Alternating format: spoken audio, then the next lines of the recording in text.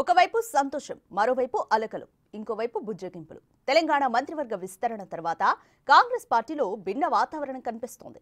మంత్రి పదవులు దక్కిన వారు అధిష్టాన పెద్దలను, రాష్ట్ర నాయకులను కలిసి సంతోషం వ్యక్తం చేస్తున్నారు. ఇక పదవులపై భారీగా ఆశలు పెట్టుకున్న సీనియర్స్ మాత్రం బుజ్జగింపులతో కాస్త మెత్తబడినా అలక మాత్రం వీడలేదని అనిపిస్తోంది.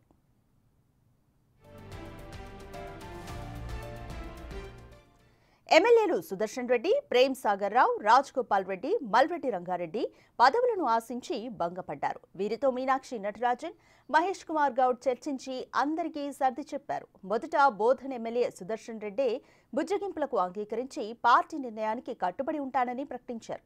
ఇక కట్ చేస్తే నిన్న ఆయన అనుచరులు సుదర్శన్ రెడ్డికి మంత్రి పదవి ఇవ్వకపోవడంపై ఆగ్రహం వ్యక్తం చేస్తున్నారు. ఇవాళ బోధన్ బంద్కు పిలుపునిచ్చారు. పార్టీ కష్టకాలంలో వెన్నంటి ఉండి సేవలందించిన ఎమ్మెల్యే సుదర్శన్ రెడ్డికి కాంగ్రెస్ అధిష్టానం అన్యాయం చేసిందన్నారు.